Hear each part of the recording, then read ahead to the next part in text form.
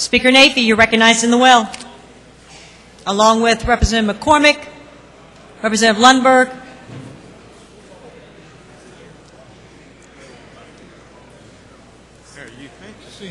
Yeah. Thank you, Madam Speaker. Representative Lundberg and I have a resolution, and first I'm going to let him make an invitation. Representative Lundberg. Thank you, Madam Speaker. I would like to invite all the veterans up. So from Army, Navy, Air Force, Marines, Coast Guard. Would you join us in the well, please? Representative DeBerry, you're recognized. Madam Speaker, I think that we ought to go under the rules of this presentation, ma'am. Under the rules.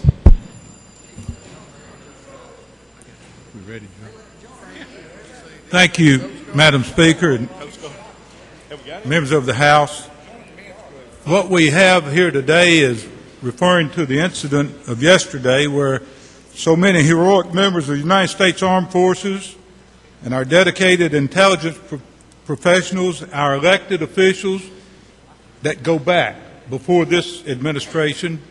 President Bush worked on this. President Obama has continued working on it. And what we want to commend all of those folks that had something to do with the incident of yesterday. It was a moment that most everyone in this country was proud of. And Madam Speaker, I would ask that the Chief Clerk read the, well, I guess I need to move to suspend the rules for the immediate introduction of House Joint Resolution 369. Mr. Clerk, read the caption. House Joint Resolution 369 by Representative Nafee and others. Whereas nearly 10 years ago, the United States of America experienced the worst terrorist attack in our nation's history when Al-Qaeda, a terrorist organization headed by Osama bin Laden, hijacked 3 planes and murdered nearly 3,000 innocent men, women, and children. Whereas throughout the ensuing years, the heroic members of the United States Armed Forces, our dedicated intelligence professionals, and our elected officials worked tirelessly to disrupt terrorist attacks and capture or kill those responsible. And whereas scores of terrorists were apprehended and brought to Guantanamo Bay, including Abaj Faraj Alibi and Khalid Sheikh Mohammed, the mastermind of the 9/11 terrorist attacks.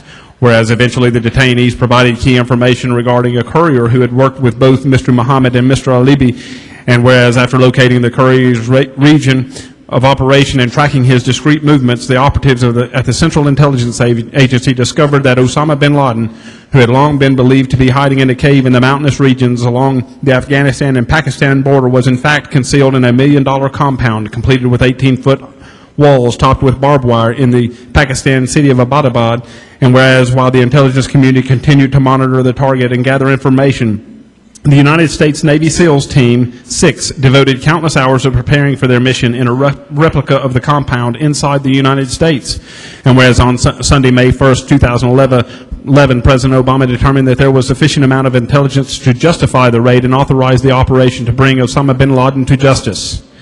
Whereas arriving on 2 helicopters from Joint Special Operations Command, the team of Navy SEALs flew in low from Afghanistan during the dead of night. And whereas exemplifying the courage and conviction of true patriots, the valiant naval SEALs stormed the compound and engaged Osama bin Laden and his men in a firefight. And whereas 2 of Osama bin Laden's couriers were killed, as was his son and a woman reportedly used as a human shield. And when the most wanted terrorist in the world refused to lay down his weapon, the courageous Americans killed him, avenging the deaths of the victims of 9/11, striking an immutable blow against the terrorist organization, inspiring freedom-loving people throughout the world. And whereas believing that the justice of their cause to protect the national security and defend the way of life, these gallant patriots performed their duties to the utmost skill, dedication, and professionalism, and are most deserving of our thanks of a grateful nation. Now, therefore, be it resolved by the House of Representatives of the 107th General Assembly of the State of Tennessee, the Senate concurring, that we honor and commend the valiant members of the United States Armed Forces who successfully brought Osama bin Laden to justice, recognize the unwavering courage in the face of grave danger, and applaud their willingness to sacrifice their personal safety and concerns to ensure our individual and collective freedom. Be it further resolved that we thank President Obama for his decisive leadership in the United States intelligence community, including the CIA, for its intrepid work in bringing Osama bin Laden to justice. Be it further resolved that an appropriate copy of this resolution be prepared for presentation with its final clause omitted for such copy. You've heard the caption. Are there objections? Without objections, those rules are suspended. Speaker Nafy. Thank you, Madam Speaker. Hold on just one second.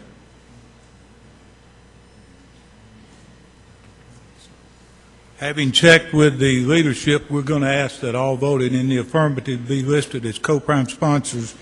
And I am going to ask Representative Lundberg to say a few words, but before I do that, I want to tell you, when I saw what had happened and listened on TV last night, it made me proud to be an American, it made me proud to be a veteran, and it made me proud to be able to sit here with my colleagues and us come together in commending all those people that were responsible for the way they carried out this attack. They did it meticulously, they did it right, and they accomplished their goal. As we veterans know, you set a mission, and you set that mission to accomplish that goal, and they most certainly did that. And after Representative Lundberg speaks, I'm going to ask that all voting in the affirmative be listed as co-prime sponsors. Representative Lundberg.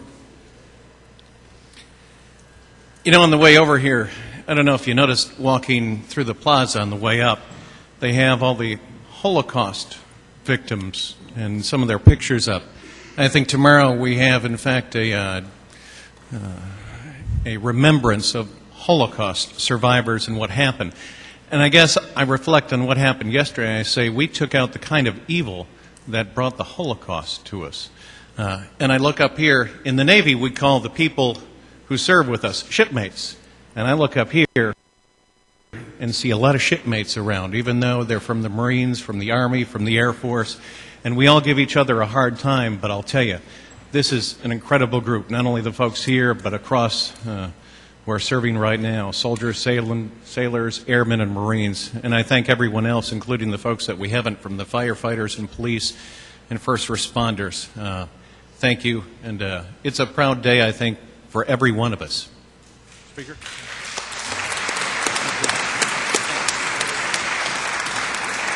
Representative McCormick, you're recognized. Thank you, Madam Speaker. I speak to you tonight to commend our President Barack Obama, our armed forces, and our intelligence community for a long and successful mission in locating and eliminating Osama bin Laden. We're so thankful for our brave men and women in uniform who've made this day possible. It wasn't without sacrifice, but the American people are fortunate to have these brave souls protect our shores. We also thank their families for all the sacrifices they've given for this great country. As President Bush promised, September 11th, 2001 was a day we never forgot. Nearly a decade later, we have not forgotten the pain and suffering of thousands of innocent Americans whose lives were senselessly extinguished. The actions taken by our country yesterday prove that we have not forgotten. While the threat is not completely past, I think we can agree we woke up this morning in a world that is a little safer and that justice has been served. Madam Speaker, I would ask that the Chamber please rise and join me in a moment of silence to remember the innocent lives that were lost on September 11th, our troops, their families, and those still in harm's way.